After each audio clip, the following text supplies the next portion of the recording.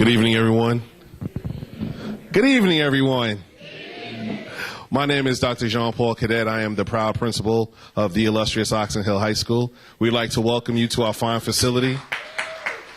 As we so often host the Honorable Rashawn Baker and all of his initiatives, we'd like to welcome you to tonight's legislative listening session.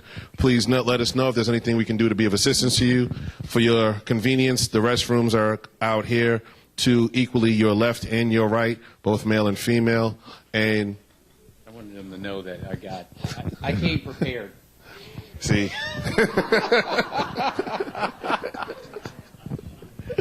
And so please let us know. We are here to help and assist, and we hope that you have an enjoyable and informative evening. Thank you.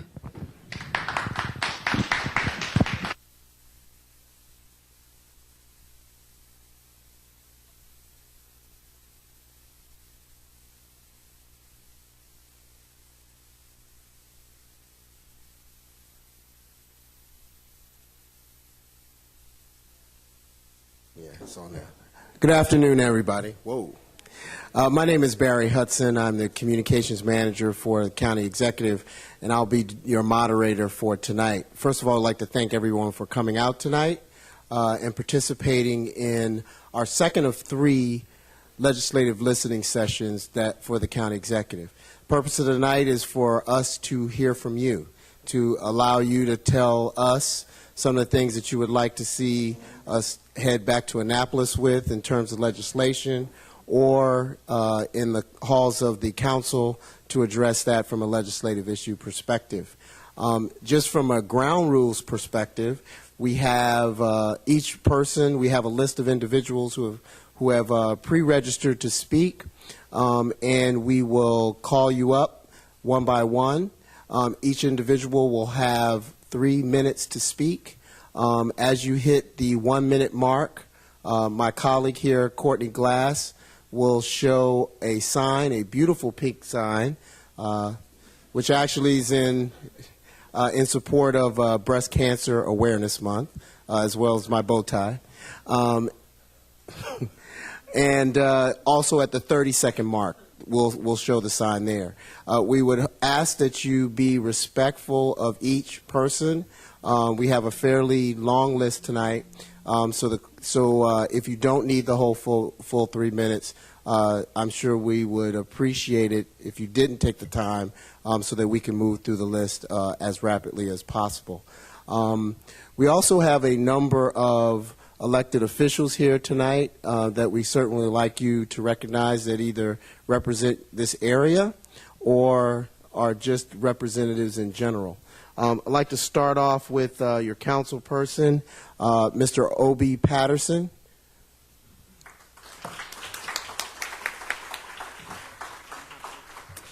Also like to start with your delegate, one of your delegates, 23, I'm sorry. We'll start with Delegate Jim Hubbard. I believe he's here. He might be out in the hallway. We also have Delegate Chris Valderramo. I don't know if she's in the room or if she's out in the hallway. Also have Delegate Veronica Turner.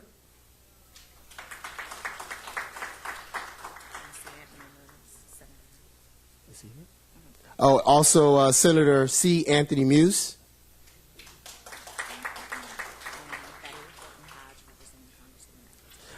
And we also have Betty Horton Hodge representing Congresswoman Edwards. We also have representation from the Central Committee. We'd like to have all those members please stand for us.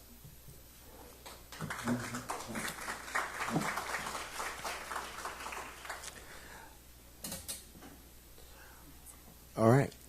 So tonight, the way that it'll work is we have the county executive as well as Senator Peters who are here to hear your questions.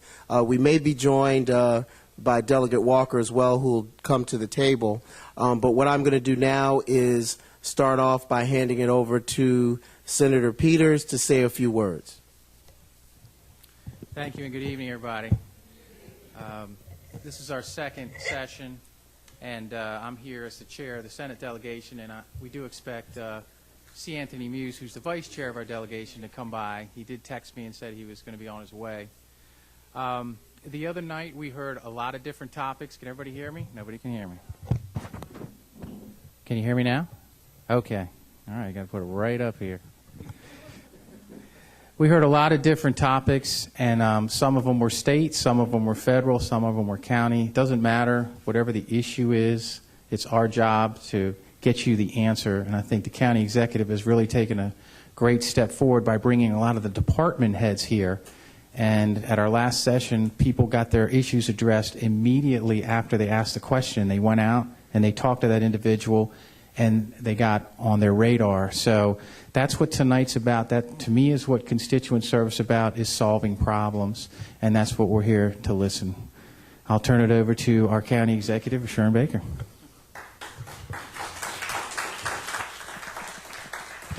Thank you, Douglas. It's good to have you here. If I can do this, just so we have someone from the House of Delegates greeting us, someone who's served this area of the county very well, the 26th District, and has been a great supporter and friend of this administration. If I could ask Delegate Veronica Turner to come up and give us greetings in your house. Veronica, can you come on up, please? And if you feel like singing, we'll take that also.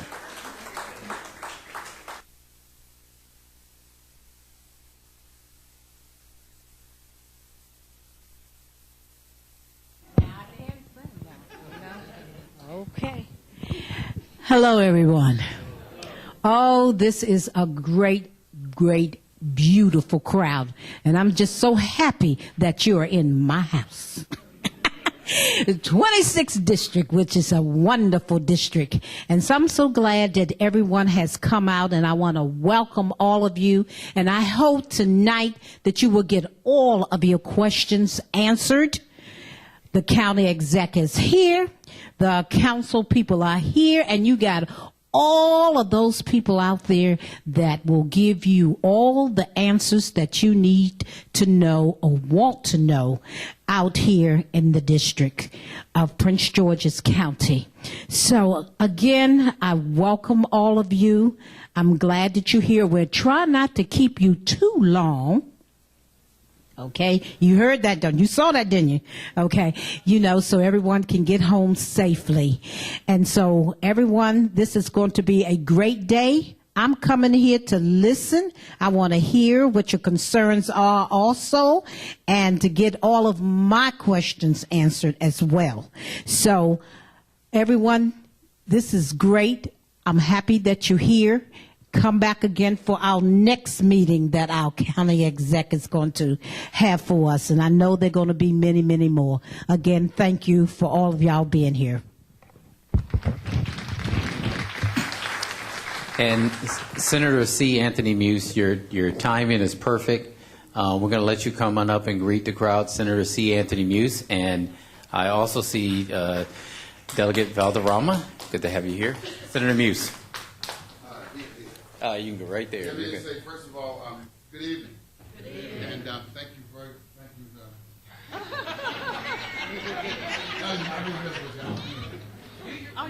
First of all, as I know you've already done so, I know you've already welcomed our county executive to the 26th District. He is no stranger here, and so would you do that again? Would you welcome him here again? And thank you very much for coming.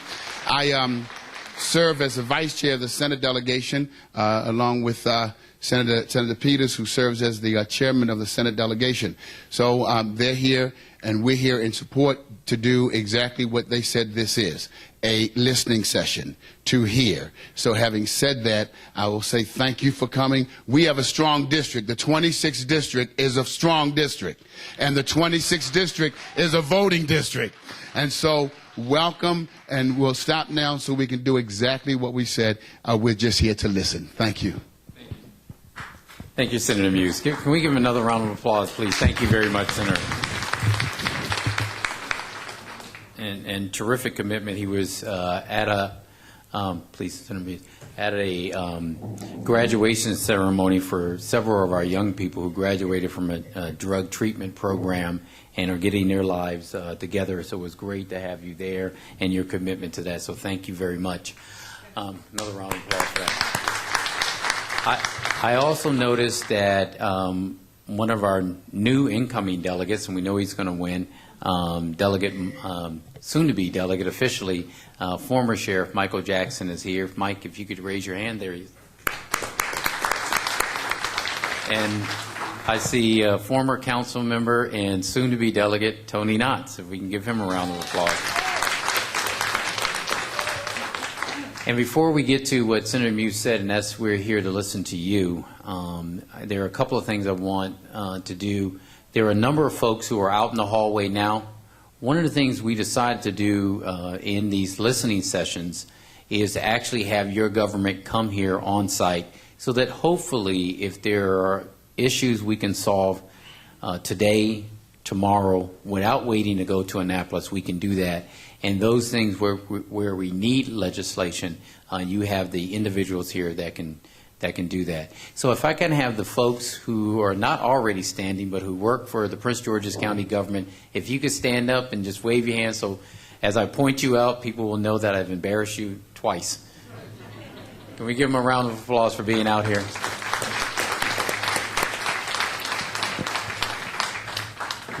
You know, part of being county executive, being smart enough to hire good people. And they're committed. That's why they're out here tonight. With that, I will turn it back over to Mr. Hudson and Ms. Glass, and we'll get started. Okay, so the way it'll work is I'll call the first name and I'll tell give you the name of the person who is on deck. Since the Nationals went down, unfortunately, the other day, we'll still use baseball terms. So our first person up to bat will be Mary Babbitt, and on deck is Renard Brown.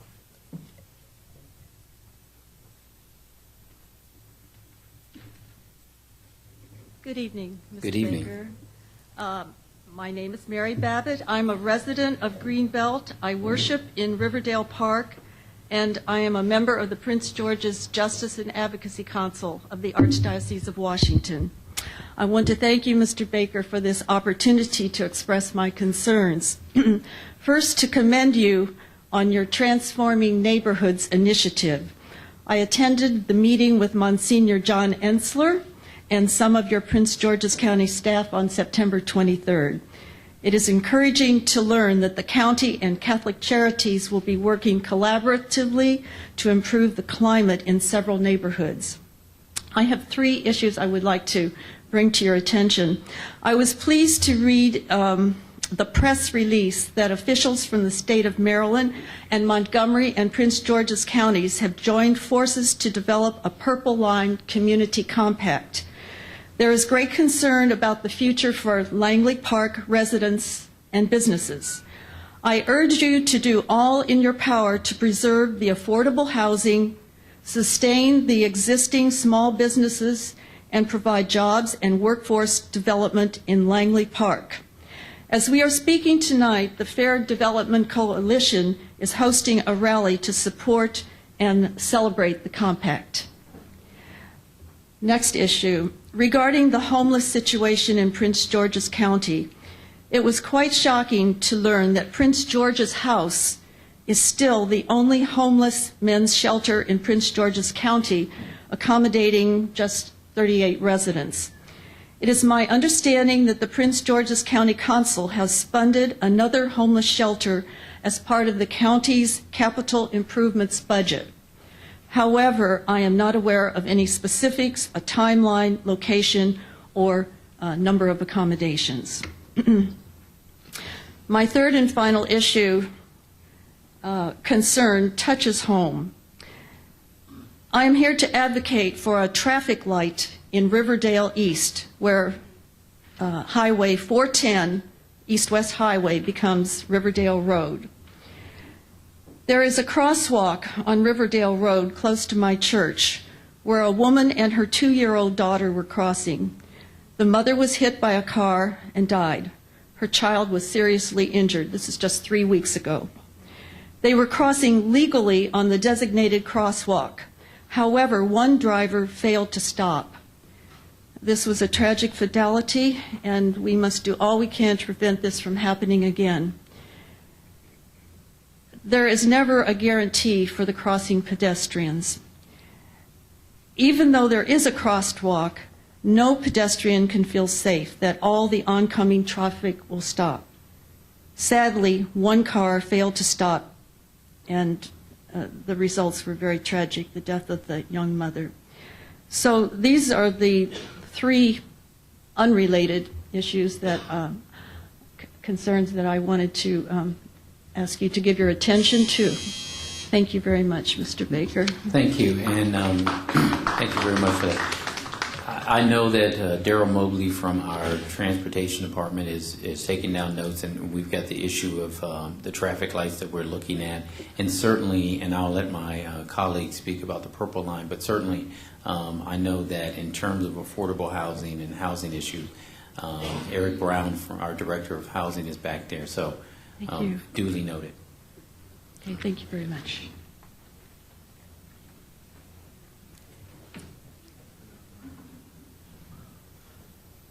While Mr. Brown is coming up, on deck we have Grace Villanova.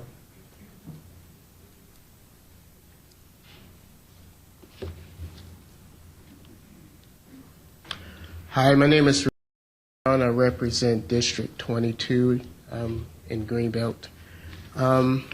My issue is, I think, one of the top issues where we have several of them to deal with. I'm working with the committee, the Maryland committee, to amend, and we are working on trying to get Maryland to be the third state to ratify a constitutional amendment. We believe that corporations are not people, money isn't speech, and also everyone should have the right to vote and have their votes counted. I just found this that says Maryland was a victim of voter intimidation. More than 110,000, mostly African American voters, received robocalls on Election Day in 2010 telling them that they did not need to vote because our goals have been met. This has led to the indictment of several former campaign officials.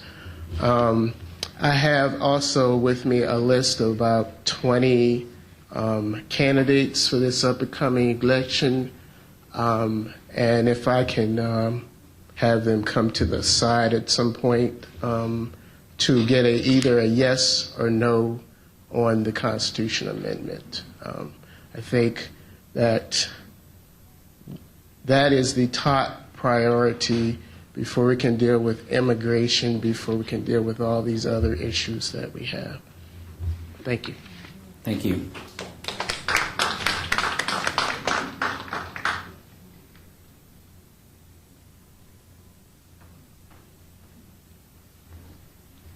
Hello, my name is Grace Villanueva. I am a resident here at District 26. I have two concerns. One is, just like you have the economic development, I represent many nonprofit organizations. We also help bring business and serve the community. Right now, there is not a platform for nonprofits, a directory for, to get information on the different nonprofits, and there is no support for the nonprofit organizations. The second one this was pretty disturbing to me, and this is the reason why I'm here, is that there are no safe sidewalks. There needs to be more safe sidewalks at the harbor. You have a beautiful development there. For an example, I was watching as some kids were walking on the gravel that was near the river, and a big wave came up. They did not see the wave, and all of a sudden they got splashed. thing was is that the water had come up so high that it could have engulfed the child and dragged it into the river. So if there's any way that you can either put a sidewalk up where you have the gravel area near the river, so it would just be safer for the citizens to walk. And also bicyclists, I've been noticing when they're trying to ride their bikes, they have to go on that gravel. And if they hit a rock or whatever, they're going to fall right into the water. So maybe it's just oversight or whatever, but if that can, just a concern. Thank you. Thank you. And in terms of the nonprofit, I know Levon Thomas is right over here, and we are working with our nonprofits and getting them. So you can see here if you like. Next up is Madeline Foreman, and on deck is Ron Weiss.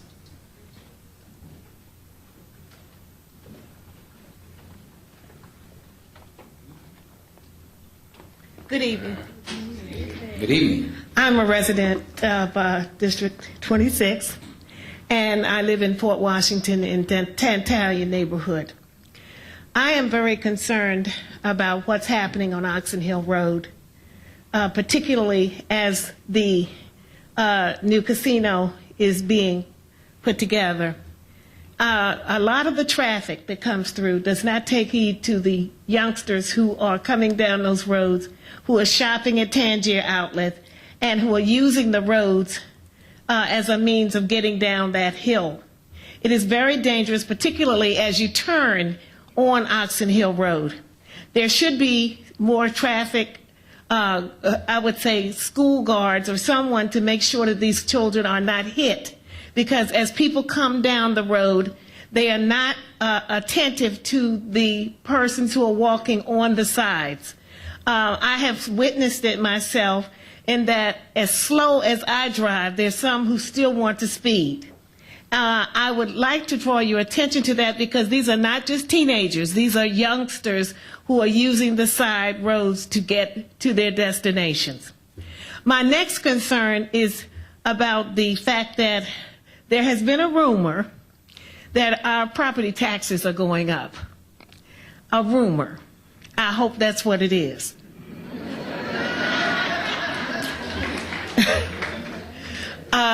At the same time that I heard about the property taxes, I also heard that the council had voted to give themselves a raise.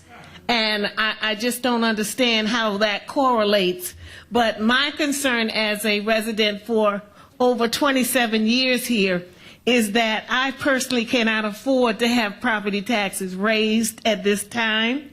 I have great expectations for living here a little longer, and also making sure that we are secure. We are expecting a new police station coming. We're expecting a lot of other things, but to have property taxes up or to spring it on us in surprise, even though the government has said there will be no taxes. That's what I've been hearing from Mr. Brown. I just hope that we are not going to have any increase in taxes. Thank you.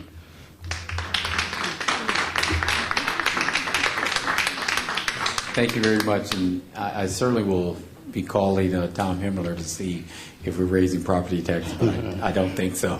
And about the road. About the roads, so there you go, you got it. Daryl Mobley is excited about talking to you about the roads. He's going to take a look at it when he leaves tonight. Our Director of Transportation, there we have someone right on it. That's pretty good, Daryl. Way to go. You brought backup. I'm sorry. County Executive Baker and distinguished public servants, I'm Ron Weiss. I live in Fort Washington. I want to thank you for spending your time to listen to us and for being a county executive that we deserve. Thank you for that. I want to thank Council Member Patterson and Department of Public Works and Transportation for the new street lights in Tantalon. A special thanks to the Public Works staff who painted many of our old light poles on their day off. That was exceptional. I want to thank Major Garrett, Captain Yoon, and Mr. Cunningham for keeping an eye on the vacant properties in our neighborhood and squatter homes, and for tracking down the owner of one squatter home in particular that's near to me. I want to thank Detective Paul Doherty and Special Agent Katie Hanna, who led the fugitive task force that arrested the criminal wanted for attempted murder in that home. They managed to do that without firing a shot, and thus protected the lives of the 3 infants who were housed there. I want to thank Delegate Jay Walker, who will tackle the issue of foreclosed homes in Annapolis. I want to thank all our police for making our county safer every year, and particularly to Private First Class Mitchell, our COPS officer, for looking out for our community. I want to thank DPI Inspector Seals, who works our area, and she helps us keep our community beautiful. I want to thank your Office of Information Technology for making it easier for citizens to access county data. I'm grateful to the 311 County CLIC staff for making it easier for us to ask for service from the county. And I'm hopeful that the next generation of County CLIC will help us to get more efficient closure of our requests. I'm looking forward to additional technology in police cars and DPI cars that will help them do their job on the scene. And I ask for help in attracting higher-end retail in Fort Washington. Finally, I offer my prayers to you and your family. Thank you.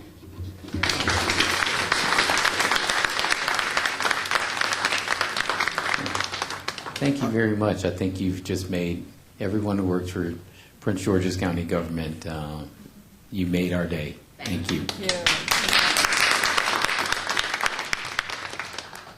I'd like to call up next Makita Phillips, and on deck is Tim McChesney.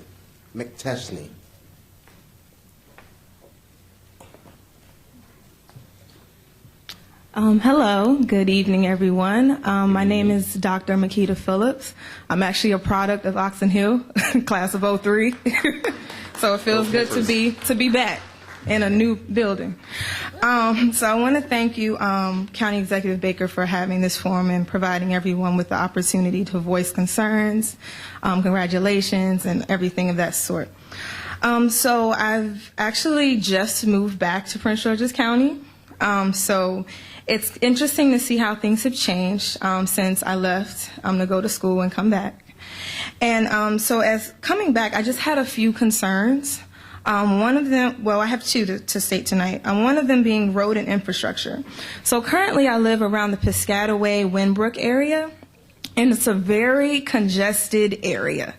What I've been noticing, especially in the morning time, what happened a few years ago, there was all this home building, and now people live in these homes. However, there are no new roads. So now you have a lot of traffic, which this then leads to more wear and tear on the roads. And then additionally, now bicyclists are allowed to ride their bikes on Piscataway, which to me is very dangerous, and I wouldn't do it, and I do ride. So I would just encourage everyone to think about how we proceed with that, because all it takes is one person to come around a curve and a cyclist to be hit or knocked off or something of that nature. So that's number one. Number two, thank you for this commission for educational excellence. I think that's a fantastic idea, and I will be looking more into that since I'm here now.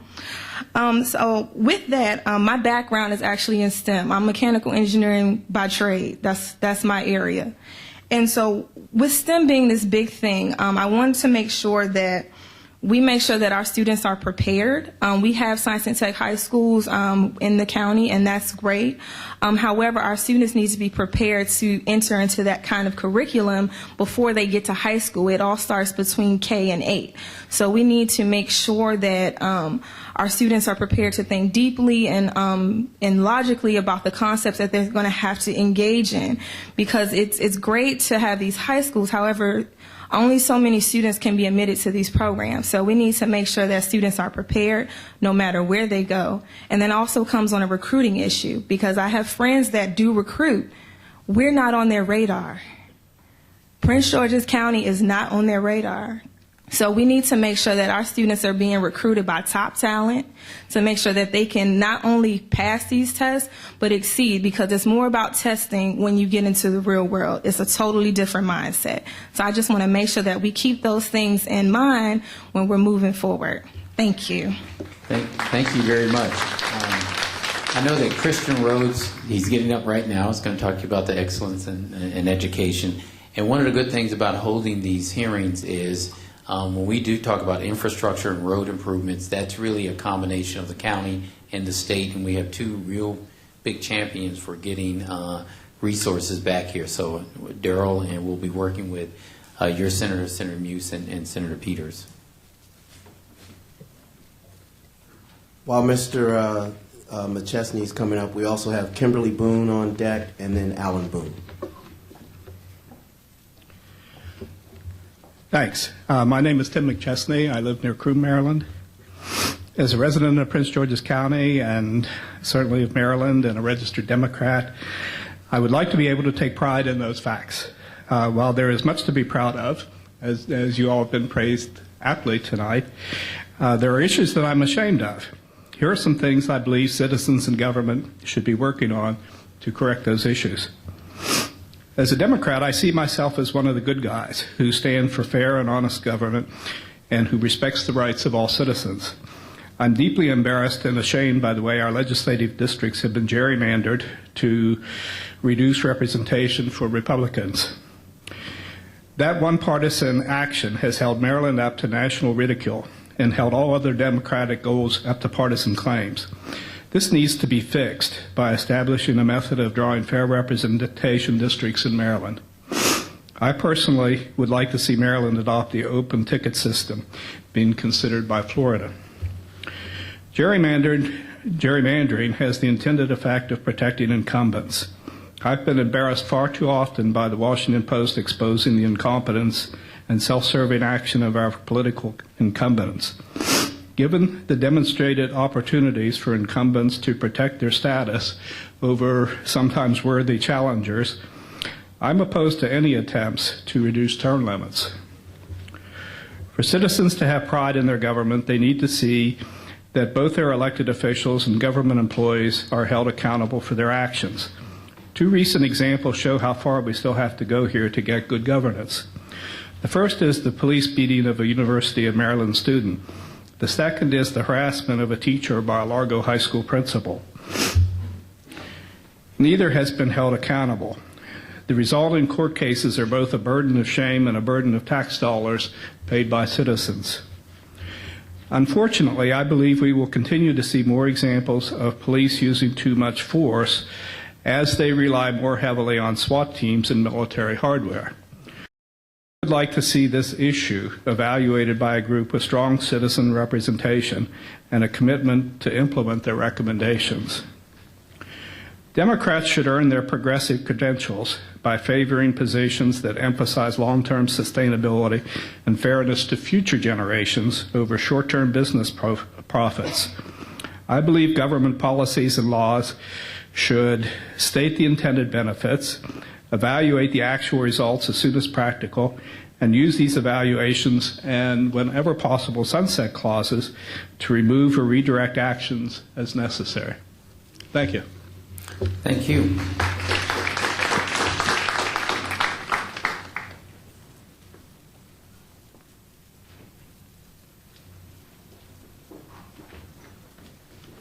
Good evening. The following issues that I have pertain to Capitol Heights Hillside, the side that's unincorporated. Issue 1, abandoned homes. Currently, there are abandoned homes that are unsecured. There are large items of trash being dumped, high grass, which has resulted in rodent attractions such as rats. It has also become a crime attraction, and it's a complete eyesore.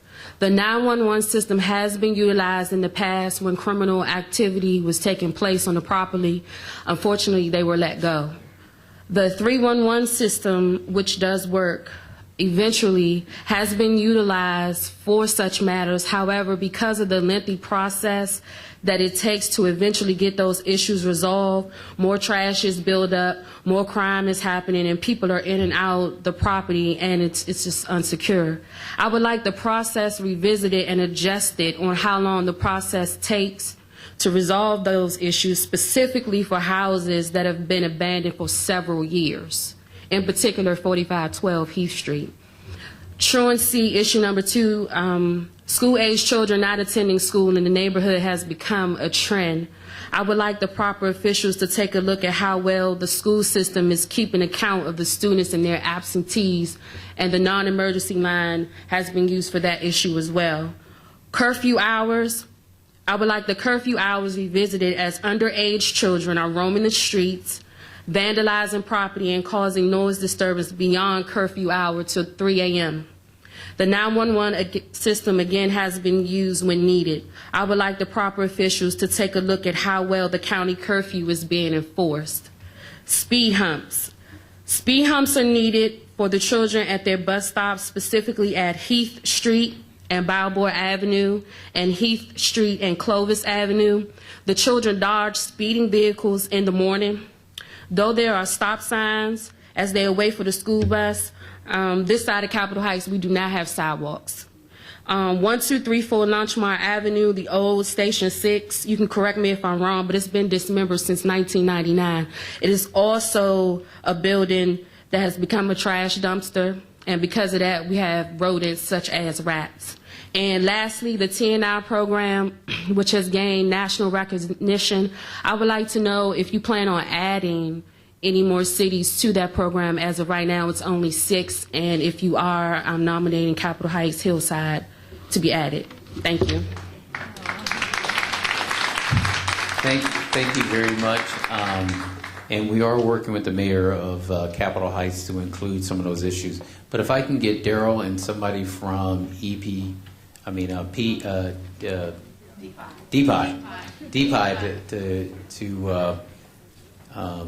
come talk to this young lady, that'd be great.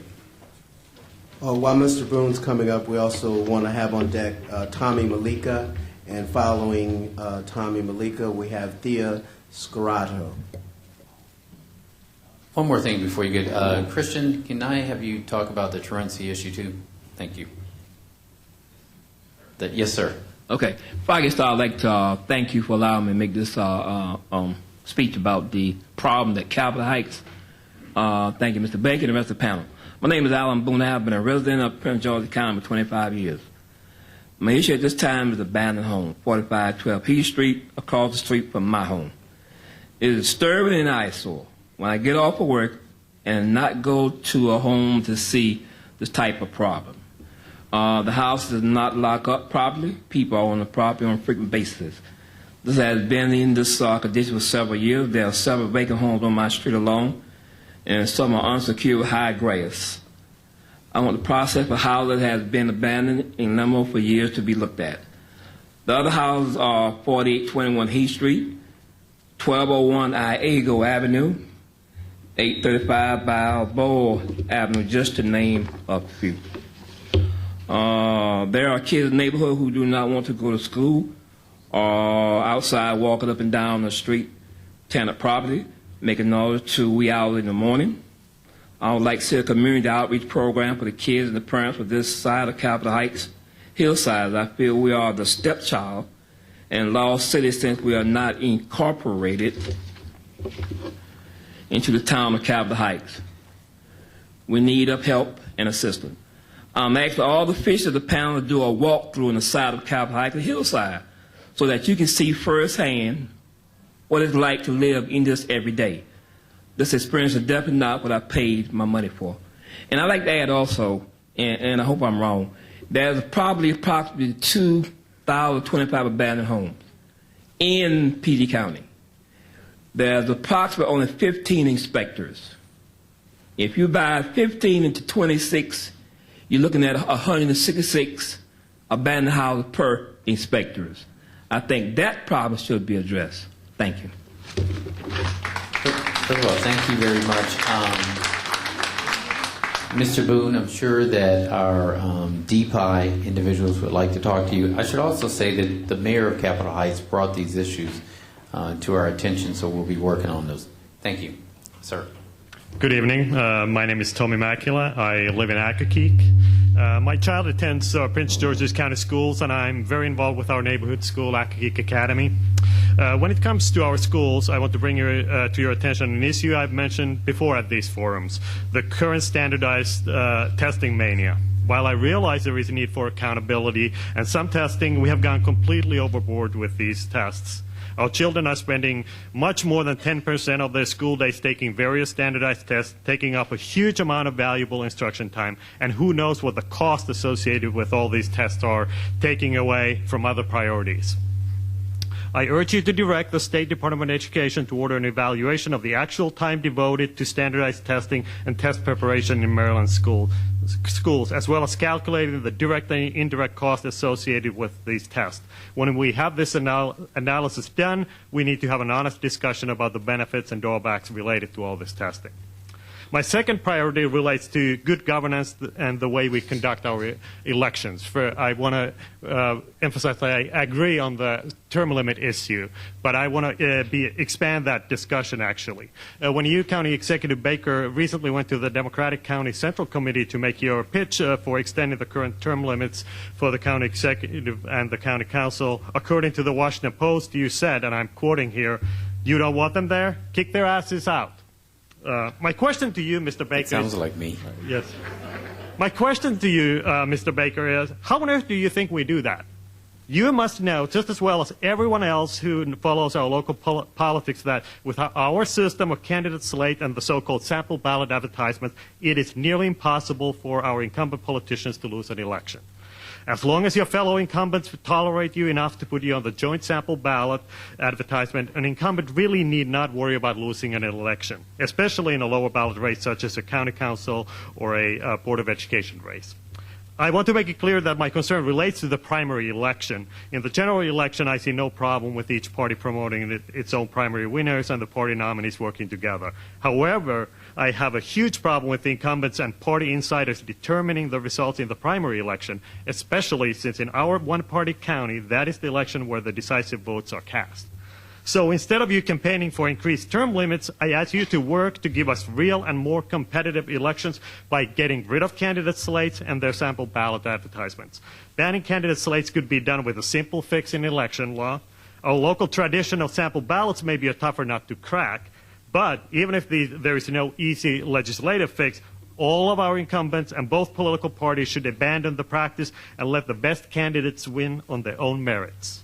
As you seek ways to take the county to the next level, and I think you are doing that, to get to the next level, we must get rid of the stench of insider dealing and dominance in our elections. We must break the political machine. Thank you for your time. Thank you.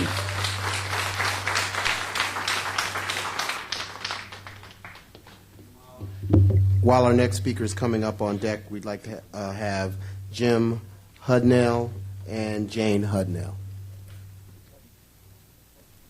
Ma'am? Hi, I'm Thea Scarrato from Greenbelt, and I'm with the Maryland Coalition to Halt Cell Towers on School Grounds. Cell towers present a myriad of safety issues for our children.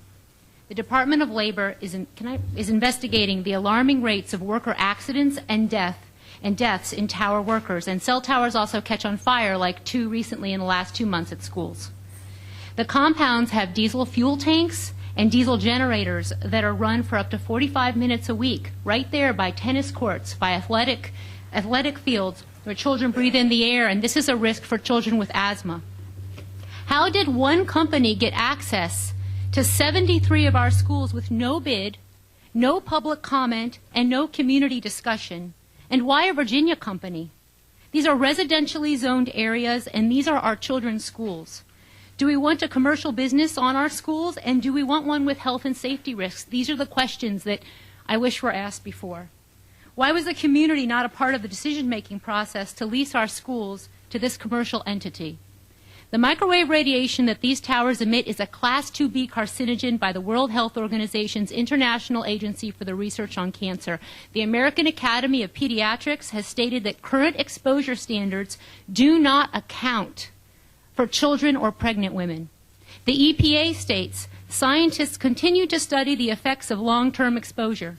The chief of OBGYN at Yale started the Baby Safe Project to call on pregnant women to reduce exposures because of neurological damage.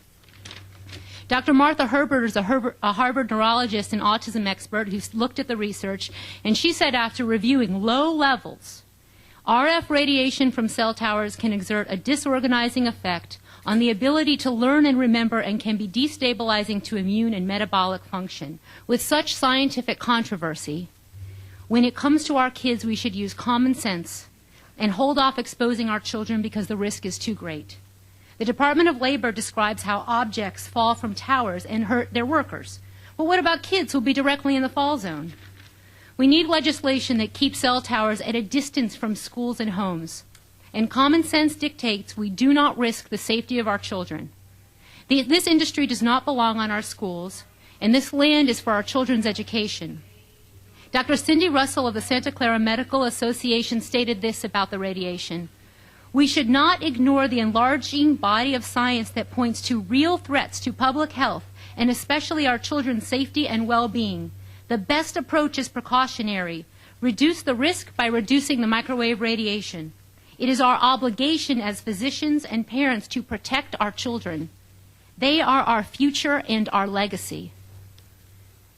And SafeSchoolsPG.org details a lot of this. Oh my gosh, I have more time. And I just want to say thank you and that, so is that, am I done? Or have, oh, and thank you so much. Thank you.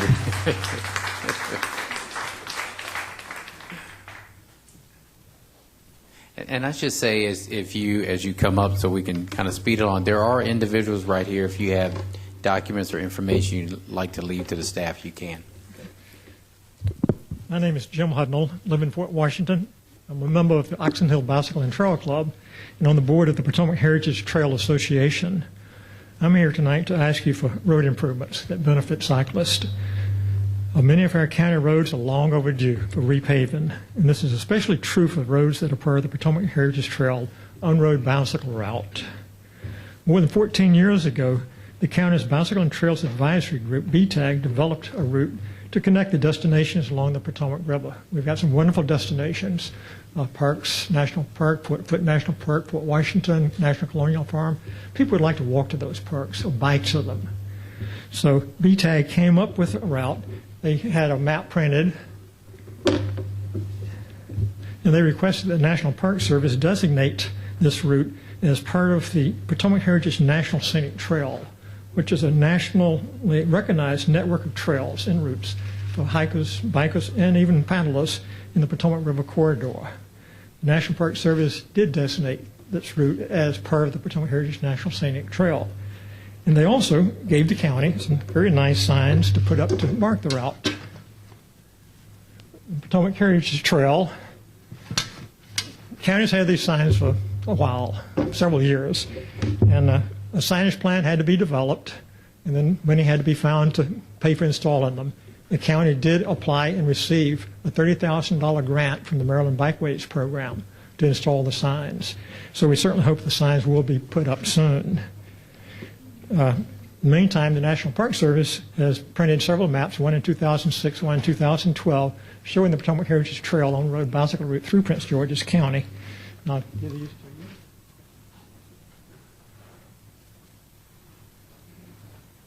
Also, there's a national organization that develops routes across the country and in areas of special interest to cyclists, and they've developed something called the Tidewater Potomac Heritage Bicycle Route. And this county's Potomac Heritage Trail is part of that route. I was biking Tuesday, and I met a couple from Indiana that had come here just to ride the Potomac Heritage National Scenic Trail. They were biking from Point Lookout to Washington, D.C., spending several days on the road camping, staying in state parks. The route goes along Oxon Hill Road, then Fort Foote Road, Livingston Road, Fort Washington Road, Old Fort Road, Farmington Road, and finally down toward Marshall Hall. Of course, as you know, Oxon Hill Road is being rebuilt. It's going to be a beautiful road. It's going to be a model for a road that serves all users, cyclists, pedestrians, as well as the motorists. But some of the other roads need a little work. And that's going to be obvious this Sunday to many hundreds of cyclists that come from across the country to ride at the 3rd annual Law Enforcement Ride to Remember. That starts at National Harbor. signs announcing that. We'd like for them to see better roads than they'll see, especially Old Fort Road, Livingston Road.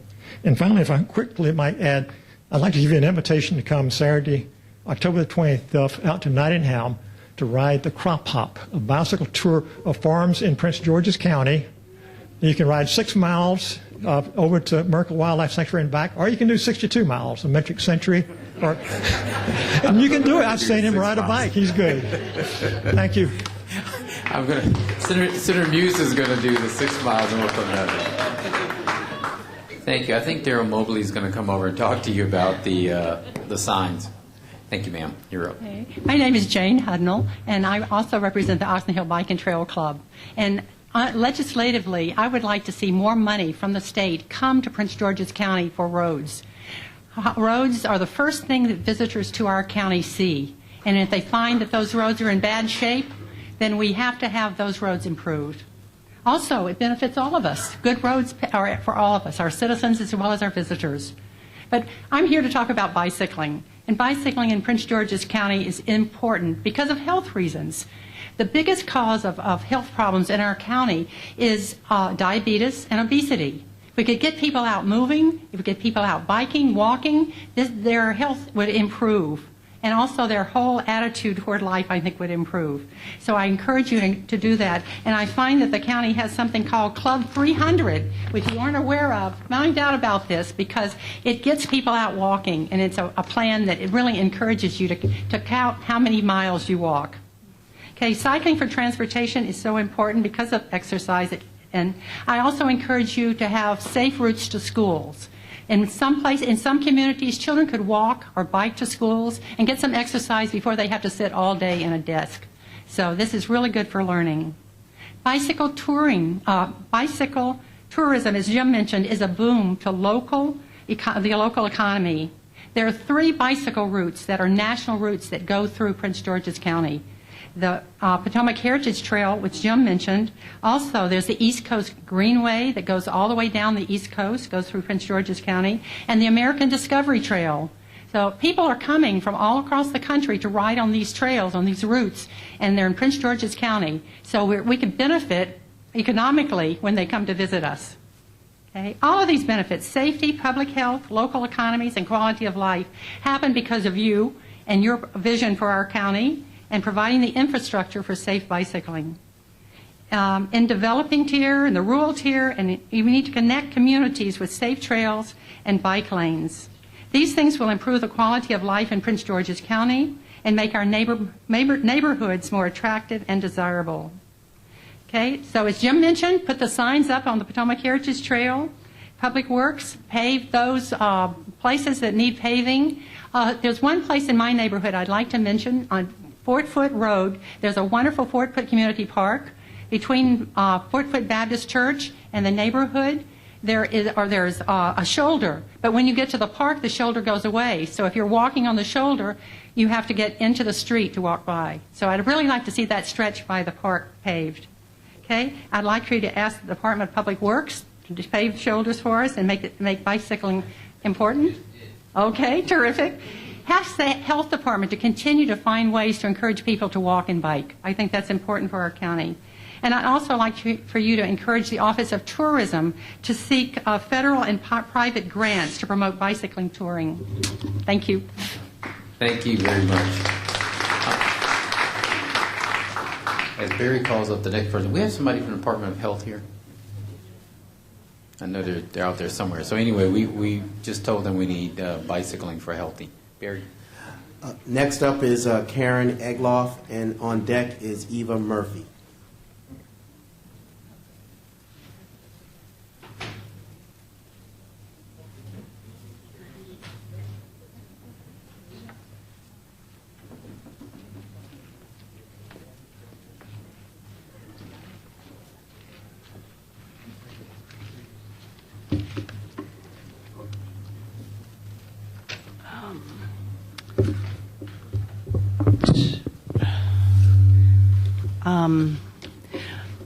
This evening, I'm not real crazy about the whole picture thing, if you don't mind. I'm sorry, I'm camera shy, all right? Thank you.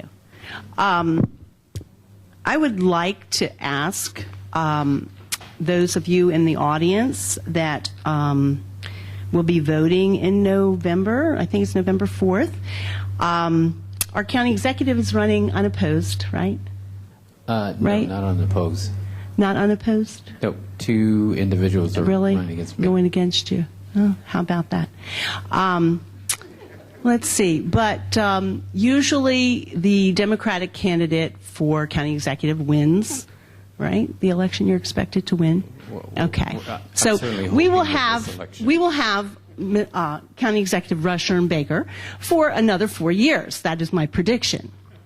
However, I think that if Rushern Baker cannot do in 8 years what he needs to do, that he should not run again for another term, that he should allow new person to run and get elected. And as the man pointed out earlier, that whoever runs on the Democratic ticket is usually the winner. So it's going to be 12 years if people do not vote against the question J, which reads like this: Charter required referendum CB 54, which the county council, who also want to serve for 12 years instead of 8, they put this on the ballot along with your blessing. The proposed charter amendment reads like this: to increase the number of consecutive terms that a person may serve on the county council or as county executive from 2 terms to 3 terms, which again means that your representatives will be serving for 12 years instead of 8. So if you want to get new ideas, new initiatives, and not have people owned by special interests, you need to keep the term limits in place. So I ask those in the audience to vote against question J. And we can also thank Mr. Rushern Baker for our lovely casino that is going up next to Oxon Hill Manor, which is a famous historic property. You're welcome. And I am asking, yeah, I'm real happy about it, you can tell. All right? I am asking the Maryland government to actually do something about protecting our historic resources, which are systematically being destroyed by the economic development that Mr. Rushern Baker has been putting in place. Okay? And lastly, I would like to say that I believe there's a discriminatory factor going on regarding music in this county. And the music that I do not hear anymore and never hear at National Harbor is go-go. So I would like to know why at National Harbor we have a Beatles weekend, but we don't have a go-go weekend. See if you can answer that one.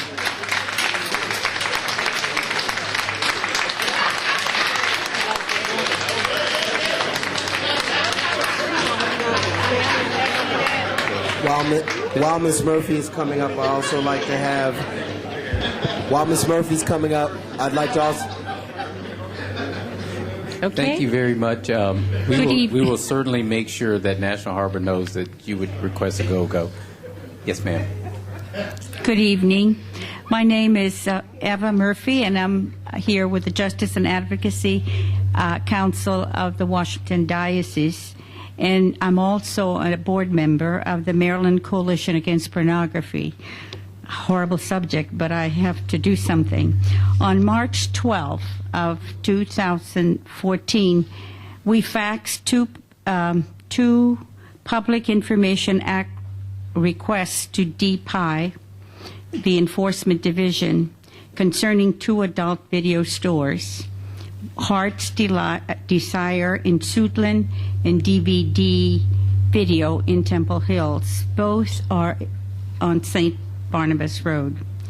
Laws regarding the adult businesses were passed by the County Council a few years ago, and it was wonderful to have that security.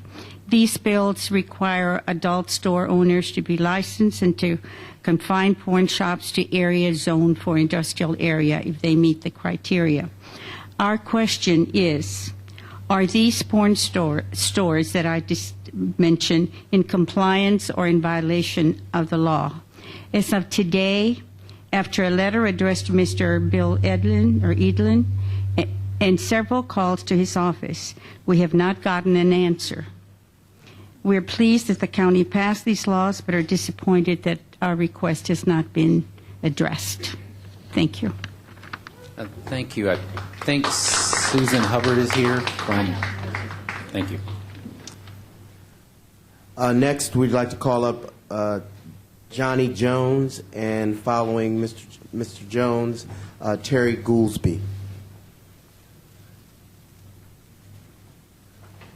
While you're coming up, I have been informed that Cadillac Ranch plays go-go on weekends at National Harbor.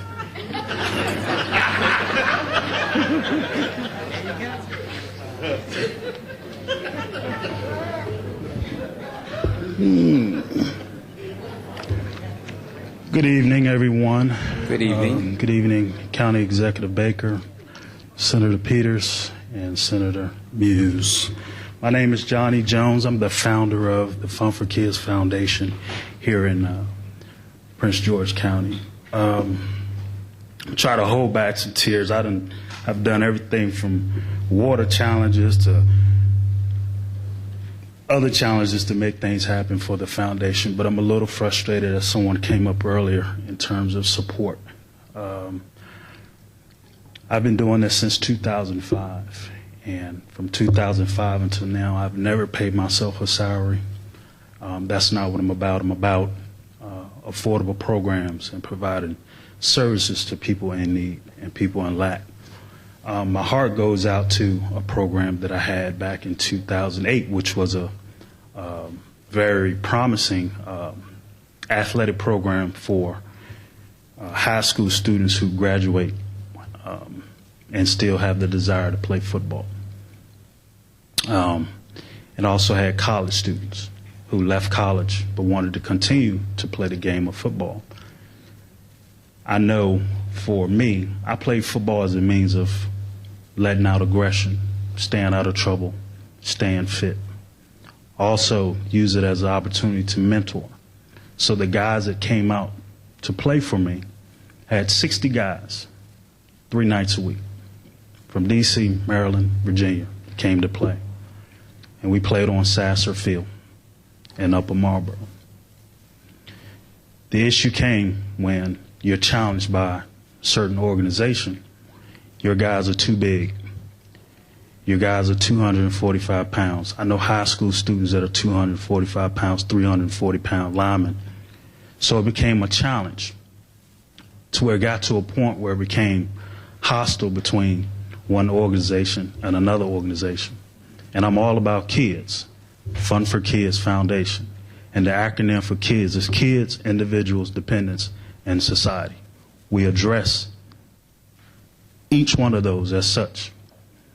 So I had to shut the program down. I get guys calling all the time.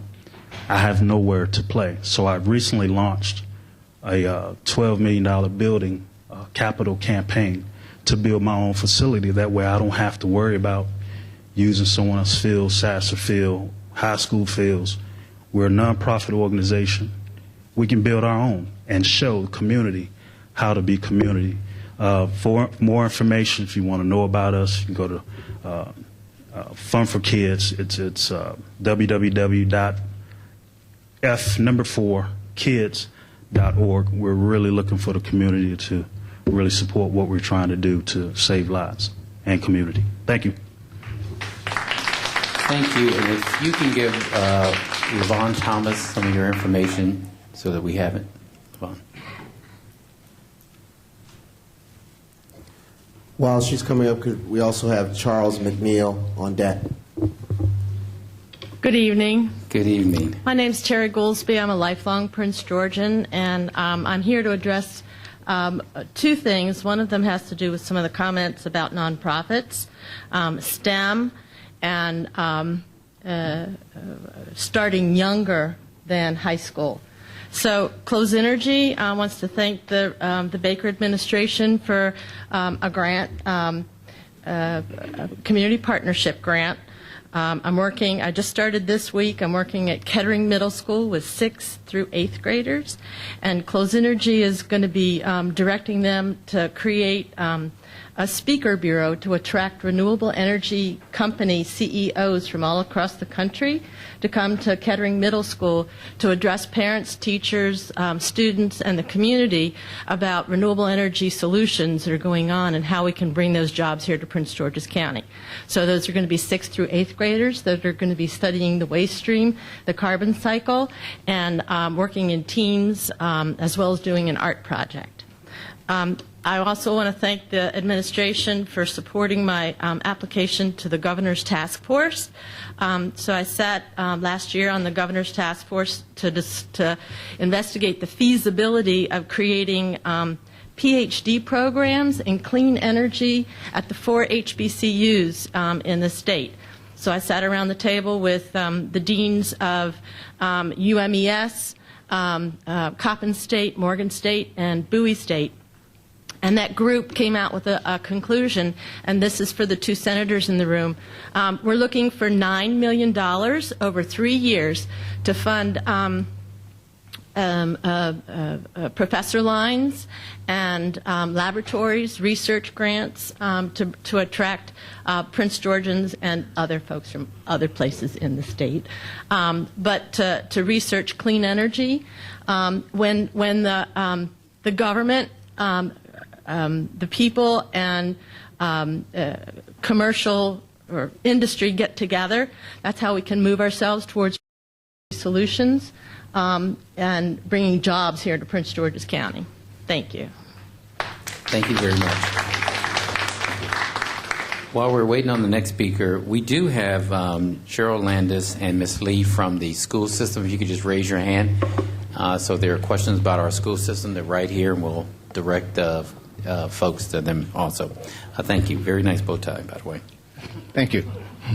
To our county exec, to my Senator Muse, my name is Charles McNeil, and I am a resident of District 26 here in Fort Washington.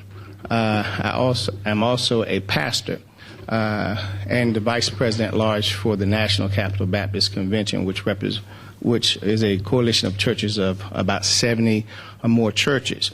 And we are concerned about several bills that have come before the council, especially CB 55, question H that would be on the ballot, and question J. Dealing with question J, we're not in favor of extending the term limits. We've talked with many of our pastors. They have talked with many of their parishioners, and they are not in favor of question J. Also, we felt that CB 55 was a direct assault on the faith community as well as nonprofits, especially dealing with the area over in Forestville. But we were able to talk with Chairman Franklin and the sponsor of the bill, so that has been tabled until next year. And also dealing with question 8 that's coming up on the ballot that deals with the media.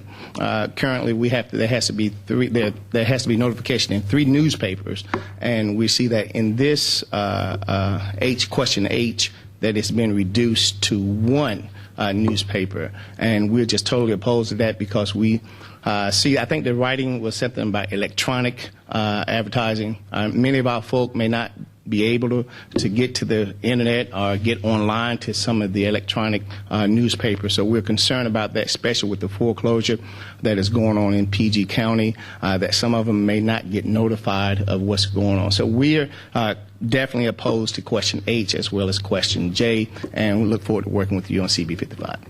Thank you very much.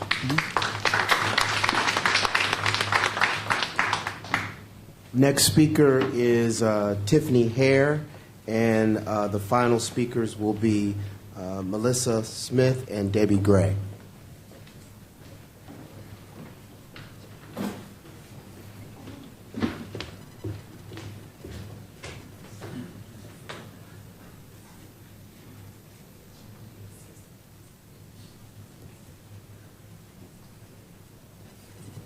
Do we have a speaker?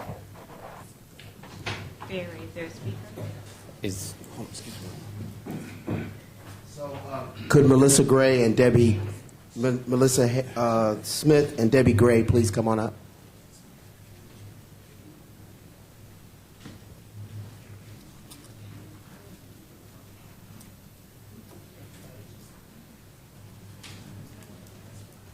Okay.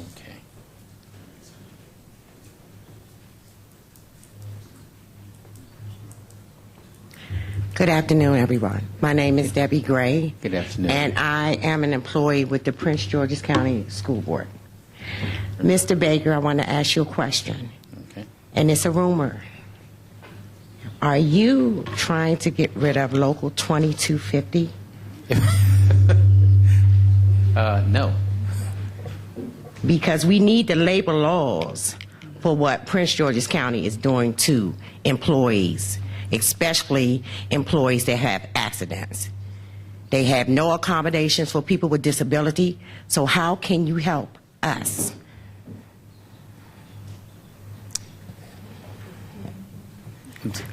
We stand here for, in representation, I'm Millicent Smith.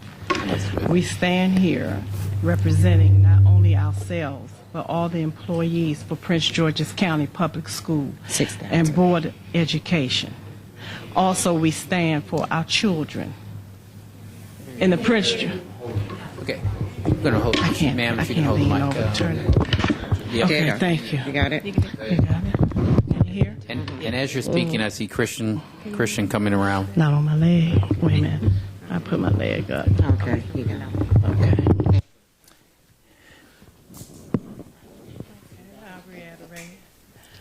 I'm Melissa Smith. I'm also an employee of Prince George's County Public School System. This is a co-worker and a colleague of mine, Debbie Gray. We both were injured while working at Prince George's County Public Schools. I was injured April 24th of 2012. I've been out for 3 years. The process that the Board of Education has set for the employees is corrupt, it's illegal, and so are the people who put it in place. It is not to help us, it is only to hurt us. We are forced out of work. Our funds are cut off immediately. You're forced to retire. If you're not of the age to retire, you have the years. That's a problem too. I now know of quite a few members, employees, who are living out of their cars. I have given my funds to help them out and have gotten to the same place. We need our leaders to open their eyes and to open your ears and to hear your community, to hear the stakeholders, to hear these employees, and most of all, our children, because we suffer and our children are suffering as well. I would like to see a forensic audit done in the school system. When you work in a certain position in the school system where you have all avenues of vital information, and when certain people who also are employees that are in a higher level as management, they are aware accidents happen to you. So I urge you to please, whoever we need to speak to. We've been to several people, we've asked and requested for help, but people, for some reason, do not want to work with Prince George's County Public School System. The legal service that is supposed to be supply us to help us and assist us, it is not there.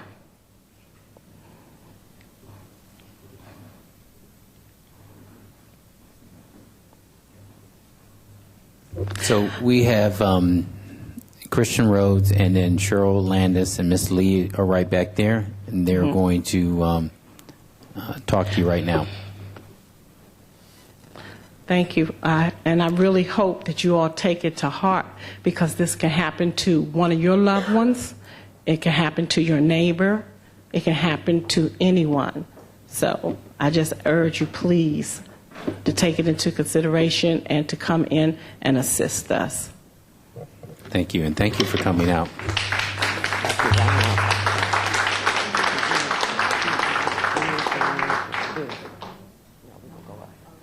We actually had two people who were on the list but didn't check in at the table.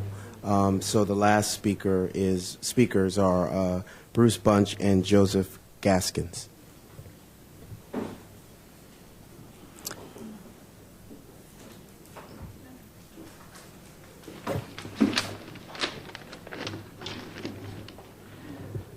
I'm here tonight to speak to you about term limits as they relate to the current budget crisis here in Prince George's County.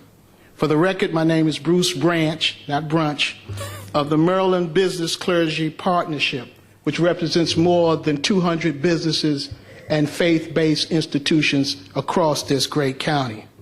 And I want to go on record as saying that repealing term limits are a bad idea based upon the performance of our elected officials who have led us down a path that leaves us on the brink of financial disaster with a more than $59 million deficit and leaves our community complacent and apathetic when it comes to political involvement and civic engagement. Mr. Baker, you stand as a pharaoh who has the ability to let our people go. And I believe tonight is a night that you can change your position and you can bring hope to the hopeless and give us more encouragement. Finally, I'm reminded about my childhood when I used to go to political meetings with my grandfather, who was a local pastor. And he was never heard at his local convention. After some 10 years of appealing to the local leadership for a voice and a place at the table of decision making, this old South Carolina farmer decided to go to one last convention, but only this time he took his shotgun with him. When he got to the meeting, he took the gun and he fired it in the air and demanded to be heard. He told the leaders it was a warning shot, and he was wearing his last pair of shoes, and no longer would he walk the 3 miles to be heard. Tonight, I appeal to you on behalf of those who have been shut out of the system. We have walked to these meetings in our last pair of shoes. We have appealed and protested in our last pair of shoes. A warning shot has been fired when there's no transparency in government. A warning shot has been fired when our young people don't have jobs and our summer programs are in jeopardy of being cut. A warning shot has been fired when elected officials are allowed to illegally circumvent the grant process for political gain. A warning shot has been fired when jobs can't be found and go-go music ain't at the National Harbor. Mr. Baker? No, Cadillac Ranch on weekends. This is an opportunity before the people to help bring some light in what is now a dark tunnel. May God bless the state of Maryland, and may God bless Prince George's County. Yeah, thank you. Thank you very much, Mr. Branch.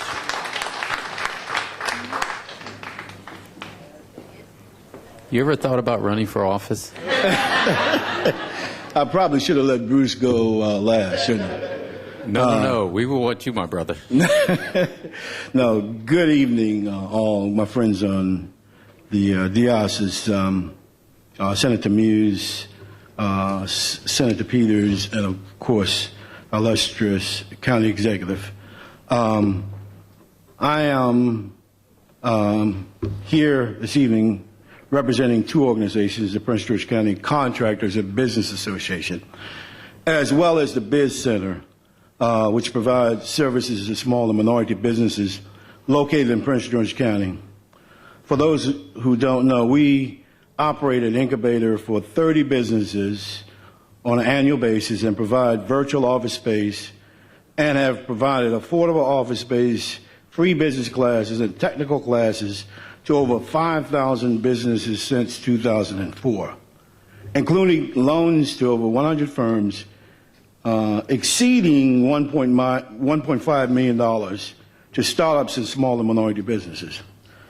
We've been successful in receiving grant funds for 6 years until the past couple of years.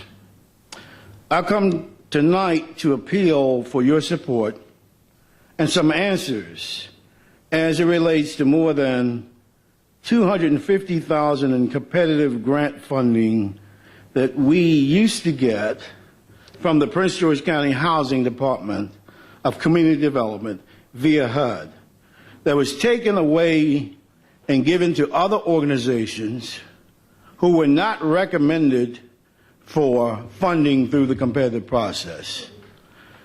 This effort to circumvent the process was done by a council member from District 7 after we earned the grant funding and was recommended through a competitive award.